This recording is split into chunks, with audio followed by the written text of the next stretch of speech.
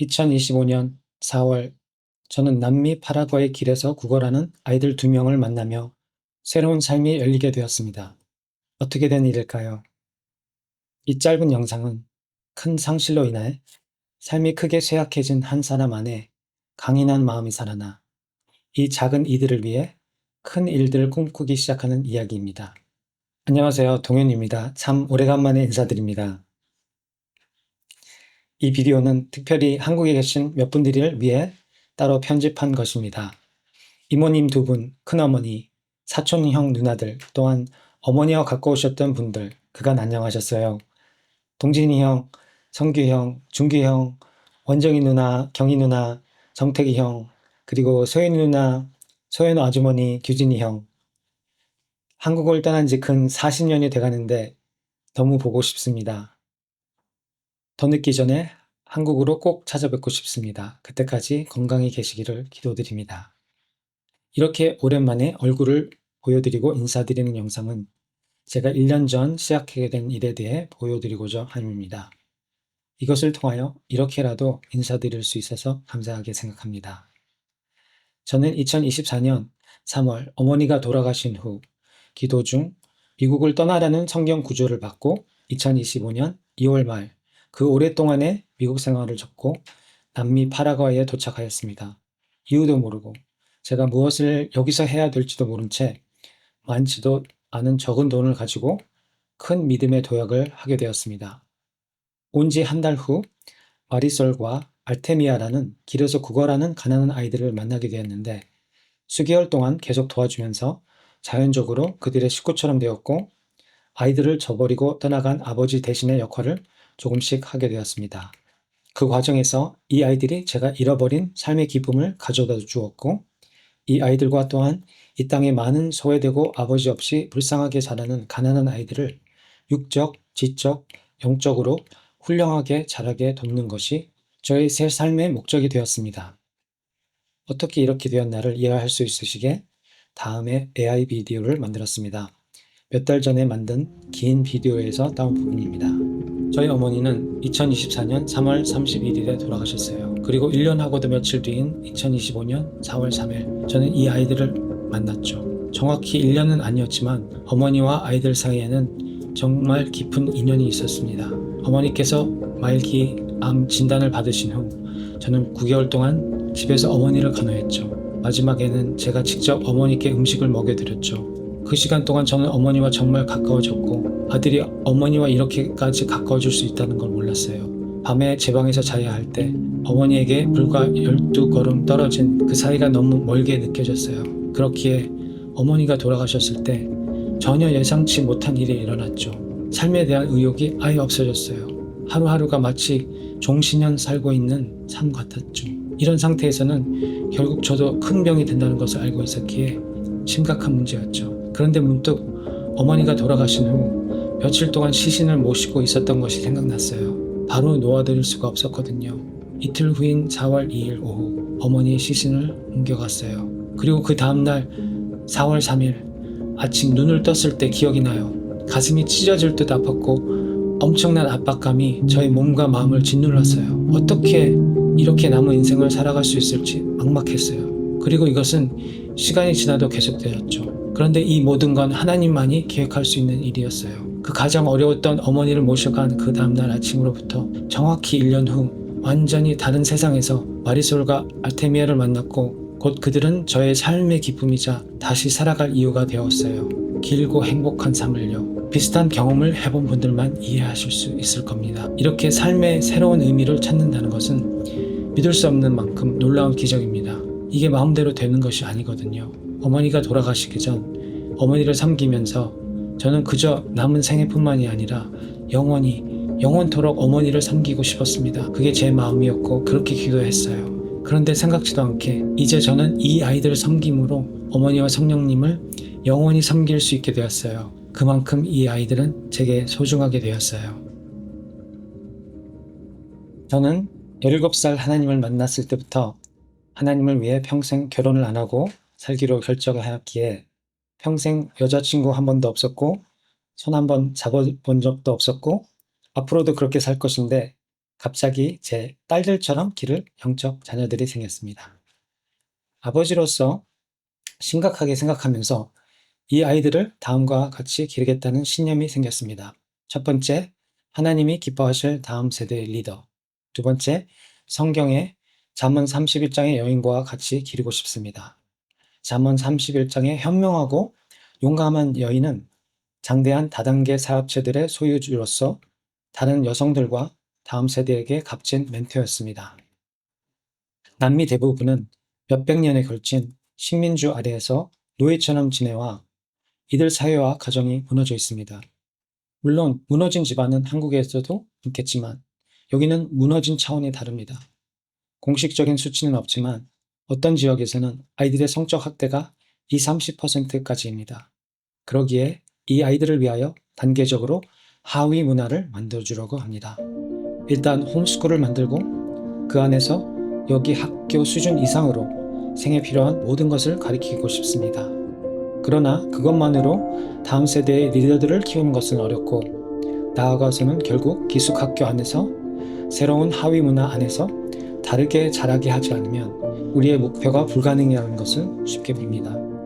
또한 이 아이들과 이 민족 다음 세대에게 비즈니스들로 통하여 경제적으로 스스로 일어나게 할 수 있는 기반을 세워줄 사람들이 필요합니다. 이 일은 장기 프로젝트이고 절대 쉽지 않고 고생이 많을 것이라 생각됩니다. 그런데 저는 미국에서 젊은 시절 동안 많은 고생을 하게 되었고 또한 아무리 어려워도 포기하지 않았는데 이런 고난이 저를 나중에 아주 힘든 것을 이루기 위한 훈련이란 믿음이 있었습니다. 그런데 보통 이런 일들을 시작하는 분들은 적어도 몇 년간 준비를 하겠죠. 언어도 배우고 동역자도 찾고 기관들을 통하여 자금을 획득하는 등등. 그런데 이 일은 제가 인위적으로 계획하고 시작한 일들이 전혀 아닙니다. 하나님께서는 저를 밀어가시고 있고 전보다는 더 높은 인도하심을 계속 느낍니다. 그래서 저는 오히려 자신이 생깁니다.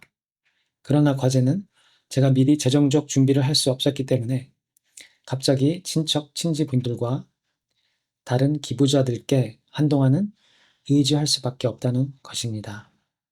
한 가지는 결국 여기서 저희가 큰 투자 없이 시작한 비즈니스들로 머지않아 자급자족 될 것이라 믿습니다. 그 시점까지 얼마나 걸릴지는 하나님만 아시지만 아마도 적어도 2년은 걸리지 않을까 생각됩니다. 그때까지 기부에 의존할 수밖에 없는 저를 하나님께서 겸손하게 유지하고 싶으신가 봅니다. 일단 제가 필요한 아이들 가정을 돕고 사는 한 달 생활비가 미국 돈으로 1,500불 정도, 약 220만 원 정도입니다.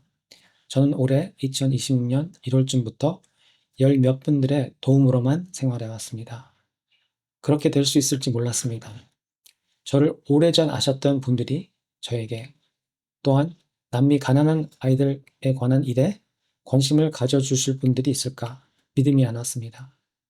그런데 문제는 대부분 한 번 주시는 기부였기 때문에 그 돈도 다 떨어졌고 계속 다른 기부자분들을 찾아야 하는 것이 힘들고 결국 다음으로 메시지를 보낼 수 있는 분들이 금방 고갈이 나게 됩니다.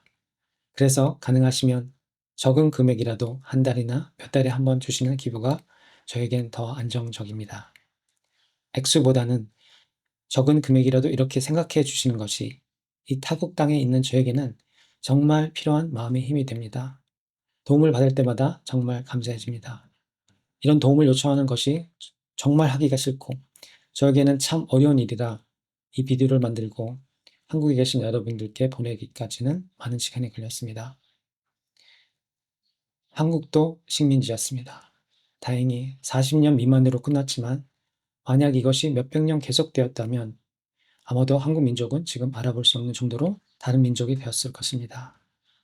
그러나 이곳 이 땅은 아직 식민지 시절의 영향에서 벗어나지 못했습니다. 아직도 많은 어머니들이 가족이 먹기 위해 아이들을 성적 놀이기로 내어주기까지 합니다. 우리나라가 우리 조상이 그 식민주의에 죄를 범하지 않았으나 세계인의 한 명으로 저는 이들의 회복을 위해 남은 생을 바치고 싶습니다. 75년 전 식민사회를 갓 벗어난 우리나라. 이런 나라에서 무슨 좋은 일이 일어나겠어. 쉽게 판단될 우리 민족을 믿음의 눈으로 믿고 도와준 서양인들로부터 우리는 많은 덕을 얻었습니다. 그들이 시작한 작고 처음에는 볼품없는 사역들이 커서 인류의 학교와 병원 등등이 되었고 한국 발전에 기여한 뼈대가 되었습니다. 그들의 도움으로 겸손했던 우리나라가 다음 세대의 주요 플레이가 되었습니다. 하나님은 항상 다음으로 쓰실 겸손한 사람들을 찾고 있습니다. 저는 찾은 것 같습니다. 재정적으로 도움을 못 주신다 하여도 제가 늦게나마 진정으로 기쁨으로 섬길 일을 찾았기에 긴 고생이 지나고 어머니를 잃고 돌베기로 힘들어하던 제가 기쁨의 새 삶을 찾은 것을 기뻐해 주시기를 바랍니다. 오랜만에 드리는 인사가 도움을 달라는 메시지라 죄송하지만 제가 지금이라도 우리 오씨, 이씨 가문의 큰 일을 시작하고 뿌리를 박는 뜻깊은 일에 동참을 부탁드리는 것이라 생각하여 주시고 저는 언젠가는 저를 자랑스럽게 여기실 수 있게 최선의 노력으로 열심히 또한 바르게 일하겠습니다. 우리가 적지 않은 사람들에게 덕이 되는데 성공한다면 위의 조상들로부터 내려오는 축복 때문이라 저는 믿습니다. 많은 종교들만이 아니라 현대 심리학도 이것을 지지하고 있습니다.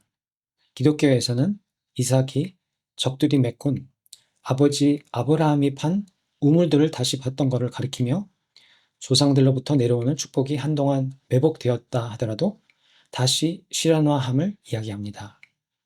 다음을 제가 좀 틀리게 기억하고 있다면 정정해 주세요. 왜 증조 할아버지가 마을 사람들에게 많은 덕이 되어서 전쟁 후 피난 온 마을 사람들이 남쪽 어디에 증조 할아버지를 위한 기념비를 세우셨다 들었습니다. 참 놀랍습니다. 이런 덕은 분명히 끊이지 않고 내려갈 통로를 찾고 있습니다. 저도 다른 민족을 위하여 그만큼은 못 되더라도 큰 덕과 축복이 된다면 이 모든 것이 조상분들로부터 내려오는 덕 때문이겠습니다. 그리고 물론 제가 잘 모르나 신가로부터 내려오는 또한 오씨들의 큰 덕이 또한 있겠습니다. 열심히 하겠습니다. 이런 덕의 우물을 여러분들의 도움 없이 홀로 팔 힘이 없기에 이 우물들이 결국 여러분들이 판 우물이 되는 것이 뜻인가 생각됩니다. 그런 분들로 한국 정반대에 있는 나라 파라과이에서 여러분들을 축복합니다. 들어주셔서 감사합니다. 가끔씩 계속 소식을 전해드리겠습니다. 위에 언급되지 않았지만 저를 아시는 분들께도 공유해 주세요. 감사합니다.